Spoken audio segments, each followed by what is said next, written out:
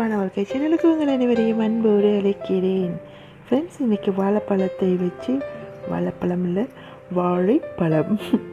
வாழைப்பழத்தை வச்சு நான் ஒரு இனிப்பு பலகாரம் செய்ய போகிறேன். ஃப்ரெண்ட்ஸ், இது டீ டைமுக்கு மார்னிங் பிரேக்ஃபாஸ்ட்டாக சாப்பிட்லாம். ரொம்ப நல்லாயிருக்கும். ஃப்ரெண்ட்ஸ், பாருங்கள் ஃப்ரெண்ட்ஸ், எவ்வளோ அழகாக இருக்குது வாழைப்பழம். நான் இந்த ரெசிபி செய்யறதுக்காக, இந்த சமையல் செய்யறதுக்காக ஒரு 3 வாழைப்பழம் தான் யூஸ் பண்ண போகிறேன். ஃப்ரெண்ட்ஸ், மற்றதெல்லாம் சாப்பிட்டுக்கலாம். ஸோ 3 வாழைப்பழம் போதுமானது. நான் இந்த 3 வாழைப்பழத்தை தோல் உரித்து நல்லா மைஸாக நான் பிளெண்டர் பண்ணிக்க போகிறேன். ஃப்ரெண்ட்ஸ், பாருங்கள் ஃப்ரெண்ட்ஸ், நான் இந்த மாதிரி கட் பண்ணி போட்டுட்டு இப்போ நல்லா இதை மைஸாக பிளெண்டர் பண்ணி எடுக்க போகிறேன். வாழைப்பழத்தோடு தூக்கி வீசிடாதீங்க ஃப்ரெண்ட்ஸ். இந்த உள்பகுதி இருக்கிறதுல இதை எடுத்து நம்ம அப்படியே முகத்தில் தடவிக்கலாம். முகத்தில் இருக்கிற பிளாக் டாட் அந்த மாதிரிலாம் அது கரும்புள்ளி அடையாளங்கள் இருக்குது இல்லைங்களா, அது இதை எடுக்கும். இந்த அவ்வளோ சக்தி வாய்ந்தது. இதை வேஸ்ட் பண்ணாதீங்க. டெய்லி வாழைப்பழம் நம்ம சாப்பிட்ற உணவில் ஒரு 2 வாழைப்பழம் எடுத்துக்கிறது ரொம்ப நல்லது. அதோடைய தோலை தூக்கி வீசிடாதீங்க. நான் சொன்னது மாதிரி செஞ்சிங்கன்னா நல்ல பெனிஃபிட் கிடைக்கும்.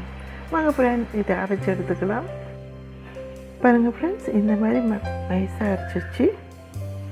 இப்போது நான் இதில் மைதா மாவு சேர்த்துக்கிறேன். ஃப்ரெண்ட்ஸ், நம்ம ஒரேடியாக மாவு சேர்க்காமல் கொஞ்சம் கொஞ்சமாக சேர்த்துக்கலாம்.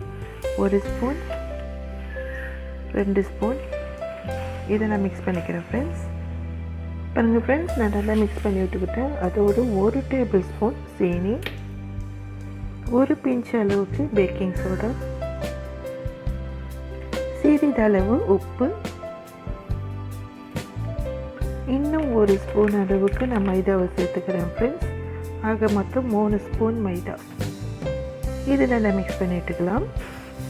பாருங்கள் ஃப்ரெண்ட்ஸ், மாவு இந்த பதத்துக்கு இருந்தால் போதும். இப்படி எடுத்து சட்டியில் நம்ம பொரிப்போம் இல்லைங்களா, இந்த பதத்துக்கு இருந்தால் போதும். வாங்க ஃப்ரெண்ட்ஸ், இதை பொரிச்சுக்கலாம். கடாய் நல்லா சூடு ஏறினதும் அதை அனல் குறைச்சி வச்சுக்கலாம். ஃப்ரெண்ட்ஸ், இல்லைன்னா சட்டுன்னு தீஞ்சிடும். இப்படி எல்லா மாவையும் போட்டு நான் பொரிச்சு எடுத்துக்கிறேன். இப்போது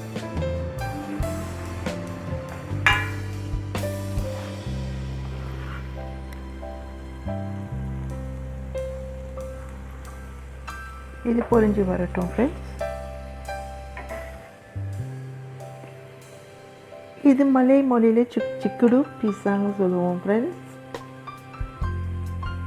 அருமையாக இருக்கும். சாப்பிட்றதுக்கு ரொம்ப சாஃப்டாக இருக்கும். கேக் போலவே இருக்கும். இவ்வளோ தான். நான் இதை எடுத்து வச்சுட்டு மற்ற மாவுலையும் பொரிச்சு எடுத்துகிட்டு உங்கள்கிட்ட காய்ச்சி பாருங்கள். ஃப்ரெண்ட்ஸ், இது பார்க்க மட்டும் இல்லை, சாப்பிடவும் செம்மையாக இருக்கும். ஃப்ரெண்ட்ஸ், இந்த சமையல் அதாவது எந்த பலகாரம் உங்களுக்கு பிடிச்சிருந்துச்சுன்னா நீங்களும் உங்கள் வீட்டில் செஞ்சுட்டு உங்கள் ஊரில் உள்ளவங்களை சந்தோஷப்படுத்துங்க. பார்க்கும்போதே கலக்கட்டதே ஒன்று எடுத்து சாப்பிடுவோம். ஃப்ரெண்ட்ஸ், பாருங்கள், இது இந்த கலரு, இந்த பலகாரம் இப்படி தான் இருக்கும். ஃப்ரெண்ட்ஸ், இந்த கலரில் தான் இருக்கும். என்னடா தீஞ்சிடுச்சுன்னு நினைக்காதீங்க, அருமையாக இருக்கும். ஃப்ரெண்ட்ஸ், ரொம்ப சாஃப்டாக, ரொம்ப அப்படியே கேக் மாதிரியே இருக்கும். ஃப்ரெண்ட்ஸ், அருமையாக இருக்குது. நீங்கள் உங்கள் வீட்டில் ட்ரை பண்ணி பாருங்கள், எப்படி இருக்குன்னு சொல்லிட்டு கமெண்டில் சொல்லுங்கள். தேங்க்யூ ஃபார் வாட்சிங் ஃப்ரெண்ட்ஸ். தேங்க்யூ. டாடா, பாய். இன்னொன்று சாப்பிடலாம்.